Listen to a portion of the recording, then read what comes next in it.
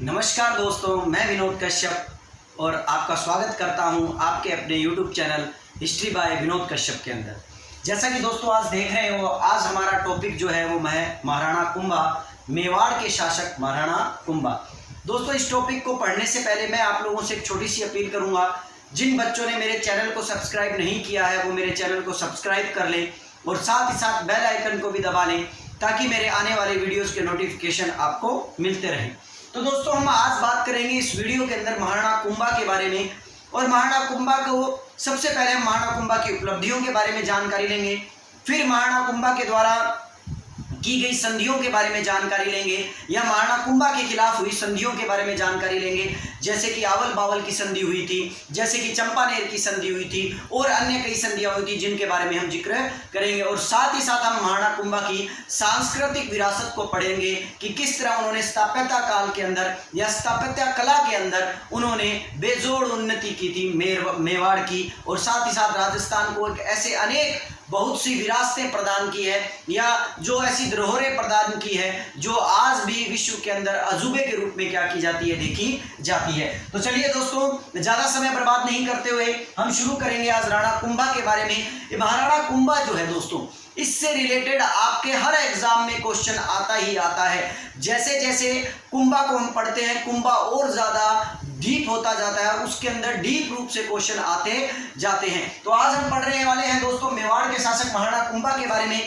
लेकिन उससे पहले मैं आपको कुंभा के बारे में ये बता दूं कि कुंभा जो थे, महाराणा कुंभा के पिता का नाम था राणा मोक्कल। याद रखिएगा, इनके पिता का नाम दोस्तों क्या था? राणा मोक्कल। और बात करें कि महाराणा कुंभा की माता का क्या नाम था, तो महाराणा कुंभा की माता का नाम था सौभाग्य देवी। दोस्तों ऐसा पुत्र तो सौभाग्य से ही प्राप्त होता है, इसीलिए आप याद रखिए कि उनकी माता जो थी वो परमार वंशीय माता थी और उनके पुत्र का नाम, उनकी माता का नाम जो था वो क्या था? सौभाग्य देवी था।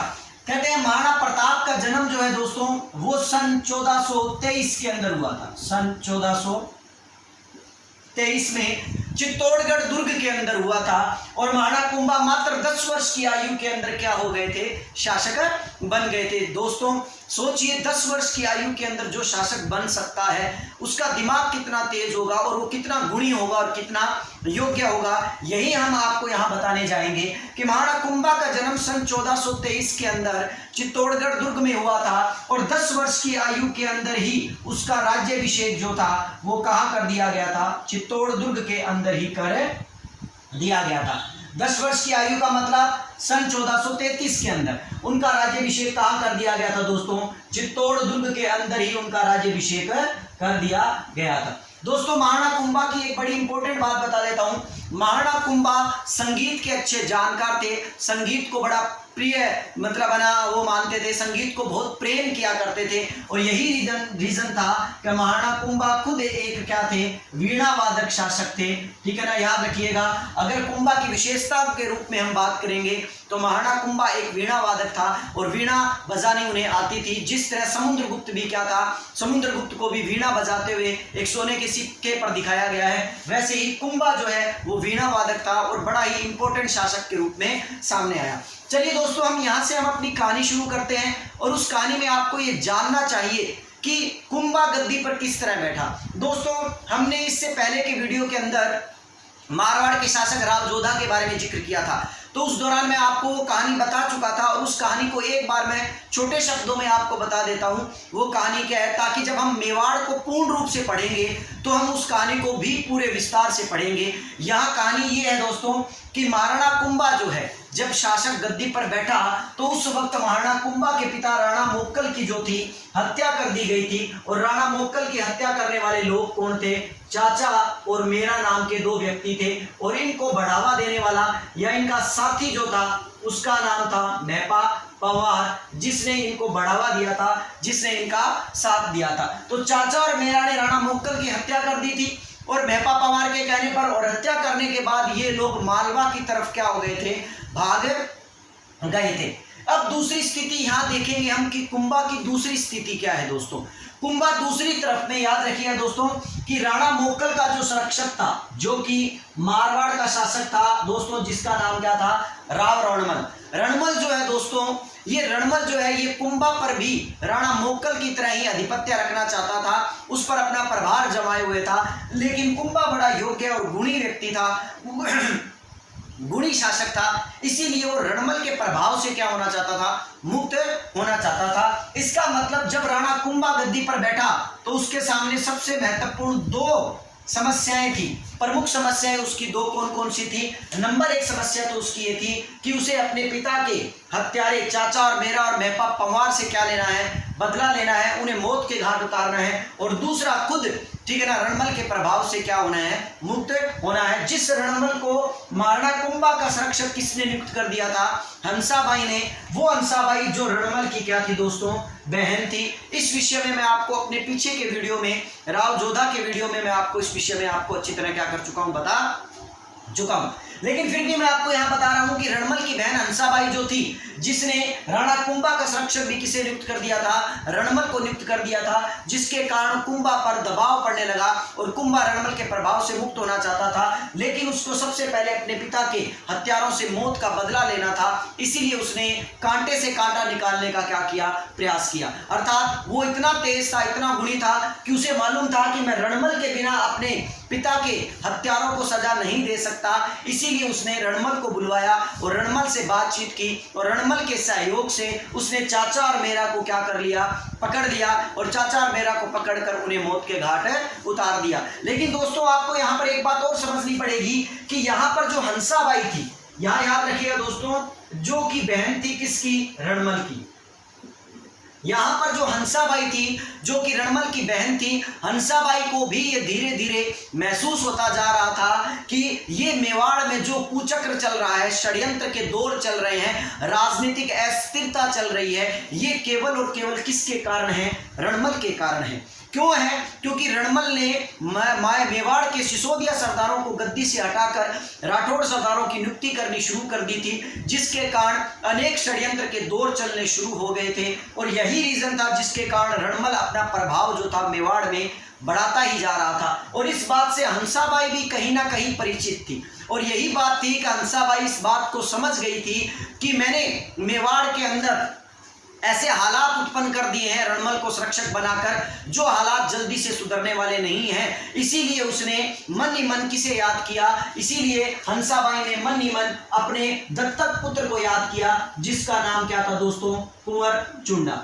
ये कुंवर चुंडा वही है दोस्तों जिसका विवाह कभी हंसाबाई से होना था, लेकिन इस कुंवर चुंडा का विवाह हंसाबाई से न होकर हंसाबाई का विवाह किसके साथ कर दिया गया था, लाखा के साथ कर दिया गया था। और उसी लाखा का बड़ा पुत्र कौन था, कुंवर चुंडा। कुंवर चुंडा जो था दोस्तों, इस कुंवर चुंडा को हंसाबाई ने दोबारा मेवाड़ में बुलवाया और मेवाड़ में बुलाकर राजनीतिक जो उथल पुथल चल रही थी उसे समाप्त करने का क्या किया, बीड़ा दिया। और इस तरह मांडू से जो कुंवर चुंडा मांडू चला गया था, जो भीष्म प्रतिज्ञा लेकर चला गया था कि मैं मेवाड़ के शासन को कभी भी ग्रहण करने का सपना नहीं देखूंगा, वही मांडू से वापिस आया और मांडू से वापिस आकर उसने सर्वप्रथम अपने कार्यों को करना क्या कर दिया, शुरू कर दिया। यहां पर दोस्तों मैंने आपको जैसा बताया कि राणा मोक्कल ने रणमल के सहयोग से और कुंवर चुंडा के सहयोग से चाचा और मेरा की हत्या कर दी, लेकिन मेहपा पंवार अभी जीवित था और इसीलिए मेहपा पंवार जो है वो भागकर कहां चला गया था, मालवा के सुल्तान के पास चला गया था। और मालवा का जो सुल्तान था उसका नाम था महमूद खलजी। याद रखिएगा दोस्तों, उसका मालवा का जो सुल्तान था वो क्या था, महमूद खलजी। यहां पर आपको एक चीज और याद रखनी पड़ेगी दोस्तों कि चाचा का एक पुत्र और था, चाचा का एक पुत्र था जिसका नाम था एचका या एक्का भी बोल देते हैं और एचका भी बोल देते हैं। मेहपा पंवार जो है एचका, जो कि चाचा का पुत्र था, उसे लेकर मालवा के सुल्तान या मांडू के सुल्तान महमूद खिलजी की पास चला जाता है और उसकी शरण में रहने लगता है। मैं इस टॉपिक को एक बार विराम दूंगा दोस्तों और बीच में मैं आपको एक समझाना चाहूंगा किस तरह सर्वप्रथम कुंभा ने अपने पिता के हत्यारों का क्या कर लिया था, हत्या कर उनको मारकर अपने पिता की हत्या का बदला ले लिया था। लेकिन यहाँ पर एक इंपॉर्टेंट बात थी कि अभी कुंभा को रणमल के प्रभाव से मुक्त होना था, क्योंकि रणमल अपने मोक्कल के काल के अंदर ही, यानी महाराणा कुंभा के पिता के काल के अंदर ही उसने अनेक सरदारों को मेवाड़ के अंदर स्थापित कर दिया था, अनेक राठौड़ सरदारों को गद्दी पर बिठा दिया था, जिसके कारण उसका वर्चस्व जो था वो बढ़ गया था। उसे जल्दी से मेवाड़ की राजनीति से बाहर नहीं किया जा सकता था। और इसी रणमल का दोस्तों, जब मैंने पीछे वीडियो में बताया था, इसी रणमल का एक पुत्र था दोस्तों, जिसका नाम था राव जोधा, जिसी ने जोधपुर नगर बसाया था। ये रणमल का ही पुत्र था दोस्तों, राव जोधा। हंसाबाई जो थी वो रणमल की क्या थी, बहन थी दोस्तों। अब बात करेंगे इससे आगे इस मैटर को कि अब हुआ ये कि रणमल के प्रभाव से मुक्त होना चाहता था कौन, राणा कुंभा। तो राणा कुंभा जब रणमल के प्रभाव से मुक्त होना चाहता था तो ऐसी स्थिति में रणमल भी कुंभा को अपने रास्ते से हटाना चाहता था। क्यों? क्योंकि कुंभा समझदार था और रणमल के द्वारा दिए गए आदेशों को पूर्ण रूप से उसका पालन करता नहीं था। यही रीजन था जिसके कारण मोक्कल जो था वो मूक बधिर बना रहता था। रणमल ने जो आदेश दिए थे वो मोक्कल उनका पालन करता रहता था, लेकिन कुंभा ने उनके पालन को, उनके आदेशों को पालने से या उनका मानने से मना कर दिया, जिसके कारण रणमल जो है ये समझ गया कि कुंभा चतुर है, कुंभा योग्य है और वो आने वाले समय में मेवाड़ पर मेरा शासन होने नहीं देगा। इसीलिए रणमल ने कुंभा को मारने का प्लान सोचा। अब ये प्लान कैसे सोचा दोस्तों, इस प्लान को समझिए। जो हंसाबाई रणमल की बहन थी और मेवाड़ के शासक राणा लाखा को ब्याही गई थी, इस हंसाबाई की एक डावरिया थी दोस्तों। इस हंसाबाई की क्या थी, डावरिया, जिसका नाम था भारमली। याद रखिए दोस्तों, इस हंसाबाई की एक डावरिया थी जिसका नाम था भारमली। अब यहां पर आप ये कहेंगे सर ये तो हमें समझ में आ गया, लेकिन हमें डावरिया का अर्थ नहीं समझ में आया। तो दोस्तों आपको बता दूं, मेरे मित्रों आपको बता दूं कि डावरिया जो है, डावरिया का मतलब ये है कि जब रणमल ने हंसाबाई का विवाह किया था और जब राजा या राजाओं की राजकुमारियों का, उनकी बेटियों का विवाह हुआ करता था, तो उनके साथ 7 या 8 साल तक की कुछ लड़कियां उनके कामकाज के लिए भेज दी जाती थी, जिन लड़कियों को क्या कहा जाता था, डावरिया कहा जाता था। और उन्हीं डावरियों में एक डावरिया थी भारमली, जिसका प्रेम संबंध किसके साथ था, रणमल के साथ था।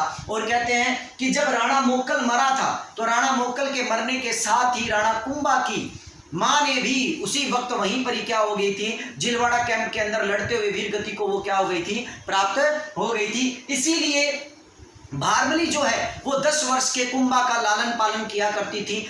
छोटे से ही कुंभा को वो अपने पुत्र के समान पाला करती थी और एक मातृत्व प्रेम जो था दोस्तों वो क्या हो गया था, मतलब इन दोनों के मध्य स्थापित हो गया था। लेकिन यहाँ पर एक प्रेम ऐसा था जो मातृत्व नहीं था, जो प्रेम अंधा था, जहां पर भारमली रणमल को प्रेम करती थी और रणमल भारमली के माध्यम से कुंभा को मरवाना चाहता था। तो रणमल ने भारमली को बुलवाया और कहा कि भारमली मैं तुझसे प्रेम करता हूं और तू मुझसे प्रेम करती है। यदि ये तू चाहती है कि मैं मेवाड़ की गद्दी का शासक बनूं, मेवाड़ की गद्दी पर बैठूं, तो तू ये जहर की बोतल ले और ले जाकर किसे दे दे, ले जाकर कुंभा के दूध में मिला दे। लेकिन भारमली उस जहर की बोतल को ले तो लेती है, लेकिन कुंभा को दे नहीं पाती है, क्योंकि इस भारमली के मन में मातृत्व प्रेम इतना अधिक होता है कि वो कुंभा को मार नहीं पाती है। और कुंभा इतना चतुर होता है कि वो उसके हाव भाव से इस बात को समझ जाता है कि कहीं ना कहीं भारमली के मन में कुछ चल रहा है। इसीलिए कुंभा भारमली को एक दिन अपने पास बिठाता है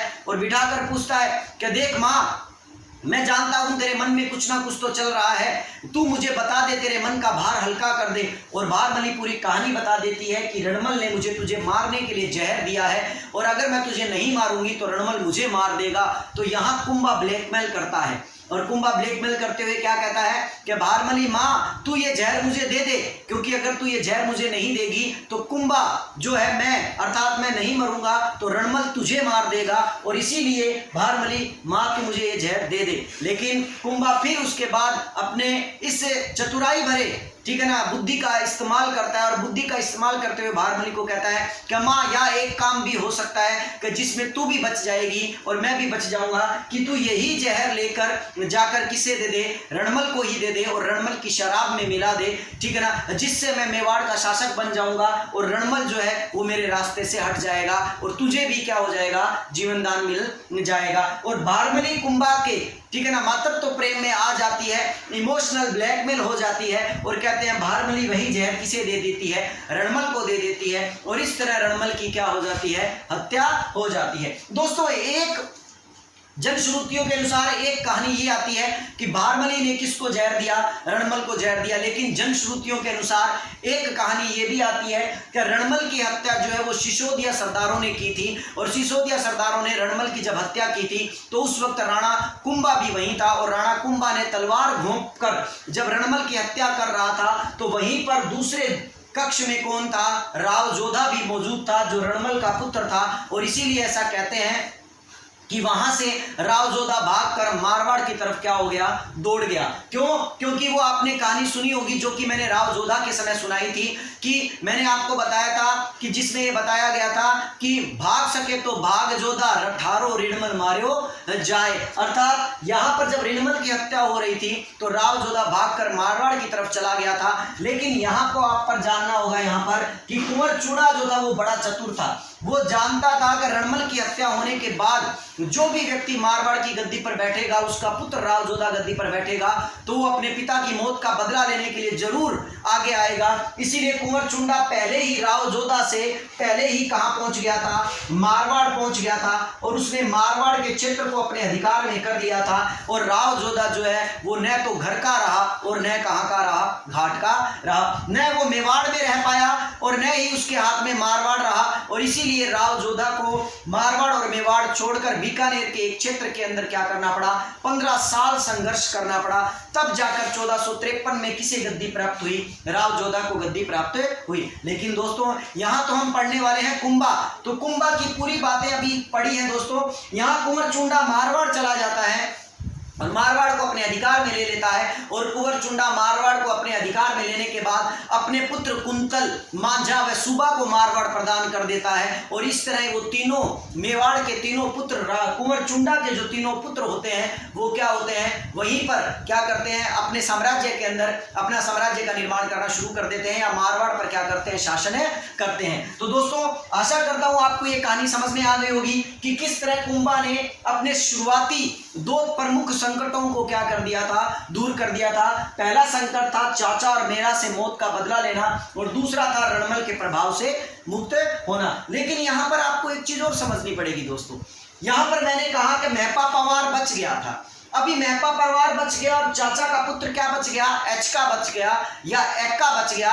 तो इनके साथ क्या हुआ, इसी चीज को हम आगे की कहानी के अंदर पढ़ेंगे। आप इसका स्क्रीनशॉट लेना चाहें तो ले सकते हैं दोस्तों, और फिर उसके बाद मैं आगे चलता हूं। चलिए दोस्तों, अब मैं इसके आगे चलते हुए आपको ये बताता हूं कि किस तरह राणा मोक्कल जो है, राणा मोक्कल के बाद कुंभा गद्दी पर आया, और कुंभा के शासन के दौरान किस तरह मेहपा पवार को समाप्त किया गया या मेहपा पवार के ऊपर आक्रमण किया गया।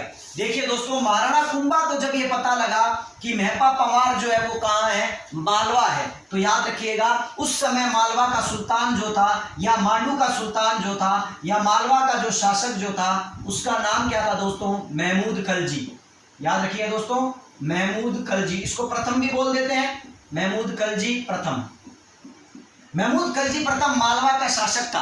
राणा कुंभा को पता लगा कि इनके शरण में कौन कौन है, मेहपा पवार है एक तो, ठीक है दोस्तों, और एक दूसरा कौन है, चाचा का पुत्र क्या है, एचका है। तो कहते हैं कुंभा ने एक पत्र लिखा महमूद खलजी प्रथम के क्या है मतलब पक्ष में, और पत्र में लिखकर महमूद खलजी के पास पहुंचवाया कि महमूद खलजी तू मुझे मेहपा पवार और एचका प्रदान कर दे, तू मुझे मेहपा पवार और एचका दे देगा तो मैं तेरे पर आक्रमण नहीं करूंगा, वरना तेरे और मेरे मध्य एक युद्ध होना स्वाभाविक है।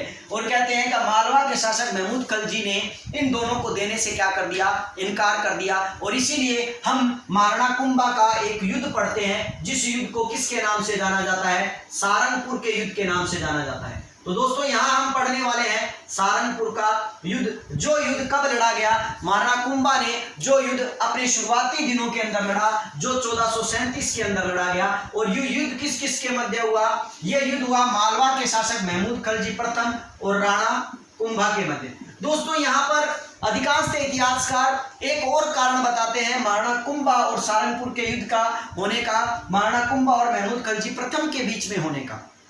वो कारण क्या है दोस्तों, वो थोड़ा आप इसको समझ लीजिए। महमूद खलजी प्रथम का ये कारण ये बताते हैं कि यहाँ पर नाम का एक शासक गद्दी पर बैठा हुआ था और उमर खां नामक शासक को, ठीक है ना, क्या था, महमूद खलजी ने गद्दी से हटा दिया था। और वही उमर खां शासक जो है वो किससे सैनिक सहायता मांगने के लिए आया, कुंभा से सैनिक सहायता मांगने के लिए आया। और इसीलिए कहते हैं कि कुंभा ने उमर खां को सैनिक सहायता प्रदान कर दी और इस वजह से उनके मध्य एक युद्ध हुआ, जिस युद्ध को इतिहास के पन्नों में किसके नाम से जाना गया, सारंगपुर के युद्ध के नाम से जाना गया। दोस्तों आपको मैंने दोबारा बताया, इसके दो कारण माने जाते हैं इस युद्ध के, सारंगपुर के युद्ध के जो 1437 में हुआ। पहला कारण क्या माना जाता है, पहला कारण माना जाता है मेहपा पंवार और एचका को शरण देना और उनको सौंपने से इनकार कर देना। और दूसरा कारण क्या माना जाता है, दूसरा कारण माना जाता है कि उमर खां को महमूद खलजी के द्वारा गद्दी से हटा दिया जाना और उमर खां के द्वारा किस शासक से सैनिक सहायता प्रदान करना या किस शासक से सैनिक सहायता प्रदान करने की विनती करना, कुंभा के द्वारा विनती करना और कुंभा का उसकी मदद के लिए जाना।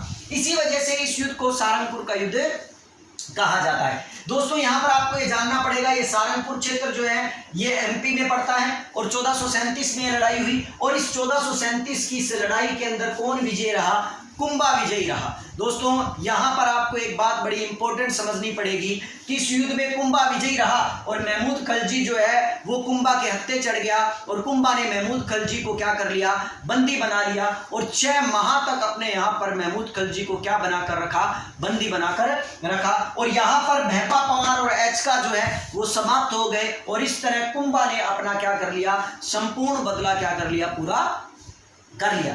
अब दोस्तों आपको यहां पर एक चीज और समझनी है कि 6 महीने बाद कुंभा ने महमूद खलजी प्रथम जो था उसने कुंभा से विनती की और विनती करते हुए कहा कि महाराज मुझे आप छोड़ दीजिए, मुझसे गलती हो गई महाराणा कुंभा, आप मुझे जाने दीजिए। और कहते हैं कुंभा को उस पर तरस आ गया और कुंभा ने उसे क्या कर दिया, छोड़ दिया। लेकिन यहां पर दोस्तों कर्नल जेम्स टोड और गौरीशंकर हीराचंद्र ओझा, कर्नल जेम्स टोड और डॉक्टर ओझा, गौरीशंकर हीराचंद्र ओझा, ये दोनों जो हैं, ये दोनों महाराणा कुंभा के द्वारा महमूद खलजी प्रथम को छोड़ना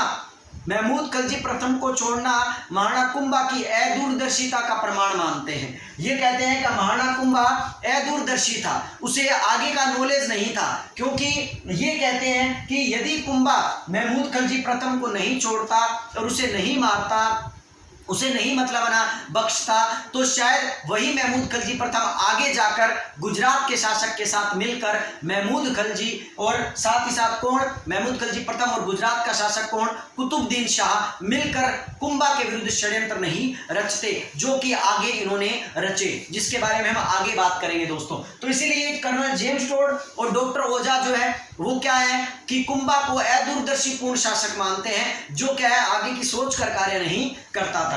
चलिए दोस्तों हम उस बात की तरफ आते हैं जो बात मैं भी आपको बताने वाला हूं कि क्या कि 6 महीने बाद महमूद खलजी प्रथम को छोड़ दिया, कुंभा जीत गया। और इस सारंगपुर युद्ध को जब कुंभा जीत गया तो दोस्तों आपको याद रखना पड़ेगा, इसी युद्ध की विजय के उपलक्ष्य में महाराणा कुंभा ने चित्तौड़गढ़ दुर्ग के अंदर किसका निर्माण करवाया था, विजय स्तंभ का निर्माण करवाया था। यह क्वेश्चन बहुत बार आता है दोस्तों कि विजय स्तंभ का निर्माण किस युद्ध की विजय के उपलक्ष्य में करवाया गया। तो विजय स्तंभ का निर्माण जो है वो किस विजय के उपलक्ष्य में करवाया गया, सारंगपुर के युद्ध की विजय के उपलक्ष्य में करवाया गया। और ये कब किया गया, ये युद्ध 1437 के अंदर ये युद्ध हुआ था। तो चलिए दोस्तों हम आगे बात करेंगे इस तरह विजय स्तंभ के बारे में, हम आगे पढ़ेंगे जब स्थापत्य कला के बारे में जानकारी लेंगे, महाराणा कुंभा के बारे में। तो यहाँ पर दोस्तों अब कुंभा ने महमूद खलजी प्रथम को छोड़ दिया, समय बीतने लगा। समय बीतने के साथ ही मैं पहले इस मैटर को समाप्त करता हूं और फिर आगे की क्रिया को क्या करेंगे, हम पढ़ेंगे। इसीलिए पहले हम महमूद खलजी के मैटर को समाप्त करते हैं। तो महमूद खलजी आगे जाकर गुजरात के शासक से मिल गया और गुजरात का जो शासक था उसका नाम था कुतुबुद्दीन शाह।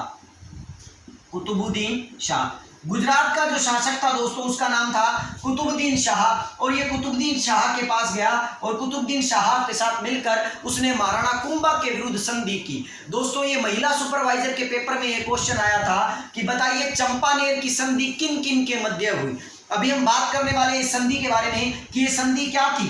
दोस्तों महमूद खलजी प्रथम जो मालवा का शासक था और गुजरात का जो शासक था कुतुबुद्दीन शाह, इन दोनों के मध्य एक संधि हुई, जिस संधि को किसके नाम से जाना जाता है, चंपानेर की संधि के नाम से जाना जाता है। चंपानेर की संधि जो है वो कब हुई दोस्तों? 1456 में हुई, जिसको याद रखने की एक ट्रिक है, चंपा में 4 आता है तो 4, 5 और 6 और 1 तो आगे आएगा, क्योंकि 2 आते ही तो दोस्तों आज तक 2021 चल रहा है तो 2456 कहां से आ जाएगा? तो याद रखिएगा कि 4, 5, 6 मतलब 1456 के अंदर ये संधि क्या थी? हुई थी। चलिए दोस्तों, हम इस संधि के बारे में बात कर रहे हैं। ये संधि क्या थी? जब ये दोनों दोस्तों आपस में मिले तो इन लोगों ने एक राय करी और राय में इन लोगों ने कहा कि हम दोनों मिलकर कुंभा पर आक्रमण करते हैं, क्योंकि हम दोनों अकेले कुंभा को नहीं हरा सकते हैं, इसीलिए कहते हैं कि कुंभा जो है, कुंभा पर मिलकर आक्रमण करेंगे तो मेवाड़ को जीत लेंगे, और जब मेवाड़ को जीत लेंगे तो हम दोनों मिलकर मेवाड़ को क्या करेंगे? आधा आधा बांट लेंगे। इन दोनों की यह इस प्रकार की संधि की गई, जिस संधि को किसके नाम से जाना जाता है? चंपानेर की संधि के नाम से जाना जाता है, जो 1400 कब की गई? 56 में की गई। लेकिन दोस्तों कुंभा तो कुंभा था, और कहते हैं जब ये दोनों के दोनों शासक युद्ध लड़ने के लिए गए तो सबसे पहले कुतुबुद्दीन शाह ने कुंभा पर आक्रमण किया गुजरात की तरफ से, और जब गुजरात की तरफ से आक्रमण किया तो कुंभलगढ़ दुर्ग की तरफ से सेना आई, और कुंभलगढ़ दुर्ग की तरफ से सेना आने के बाद कहते हैं कि मतलब अर्थात मेवाड़ में वहां उधर की साइड से सेना आई और उन्होंने किसको हरा दिया? कुतुबुद्दीन शाह को क्या कर दिया? बुरी तरह पराजित कर दिया। और दूसरी साइड रहा मालवा का सुल्तान महमूद खिलजी प्रथम, और महमूद खिलजी प्रथम जो है उसके बारे में कहा जाता है कि महमूद खिलजी प्रथम जो है वो बदनौर की तरफ से युद्ध लड़ने के लिए आया, जो भीलवाड़ा में पड़ता है। याद रखिए दोस्तों, महमूद खिलजी प्रथम जो है वो कुंभा से लड़ने के लिए कहां आया? बदनौर नामक स्थान पर आया, जो कि भीलवाड़ा में पड़ता है। और कहते हैं कि बदनौर के अंदर महमूद खिलजी प्रथम और कुंभा के मध्य एक घमासान युद्ध हुआ, जिस युद्ध के अंदर, जो युद्ध 1457 के अंदर हुआ था, और जिस युद्ध के अंदर भी कौन जीत गया? कुंभा जीत गया, और महमूद खिलजी प्रथम क्या हो गया? हार गया। और इसीलिए कुंभा ने इस युद्ध की याद में, कौन से युद्ध की याद में? बदनौर के युद्ध की याद के अंदर उसने बदनौर के अंदर ही एक भव्य मंदिर बनाया, और वो भी किसका? कुशाल माता का। याद रखिएगा दोस्तों, कुशाल माता का भव्य मंदिर जो है उसने बदनौर के युद्ध की याद में ही बनवाया था। 1457 के अंदर क्या किया गया था? ये बनाया गया था। तो चलिए दोस्तों, ये बात आशा करता हूं आपको समझ में आ गई होगी, और किस तरह इस युद्ध के अंदर या इस संधि के बाद ये दोनों के दोनों क्या हो गए? औंधे मुंह गिर गए, और औंधे मुंह गिरकर ये दोनों के दोनों क्या हो गए? हार गए। लेकिन यहां पर आपको एक इंपॉर्टेंट चीज बता देता हूं दोस्तों, कि एक इतिहासकार है जिसका नाम है फरिश्ता। ये बड़ी इंपॉर्टेंट बात है दोस्तों। ये फरिश्ता इतिहासकार जो है वो ये कहता है कि जब ये युद्ध लड़ा गया इन दोनों के द्वारा, ठीक है ना, किनके द्वारा? गुजरात के शासक कुतुबुद्दीन शाह और महमूद खिलजी प्रथम के बीच, इन दोनों ने कुंभा के साथ जब युद्ध लड़ा तो फरिश्ता कहते हैं कि उस युद्ध में महाराणा कुंभा जो है वो क्या हो गया था? हार गया था। तो क्वेश्चन बड़ा इंपॉर्टेंट बनता है कि बताइए, ठीक है ना, चंपानेर की संधि के बाद हुए युद्ध के अंदर महाराणा कुंभा को हारा हुआ किस इतिहासकार के द्वारा बताया गया है? तो याद रखिएगा, किसके द्वारा बताया गया है दोस्तों? फरिश्ता के द्वारा क्या किया गया? बताया गया है। चलिए दोस्तों, साथ ही साथ आपको यह भी याद रखना पड़ेगा कि कुंभा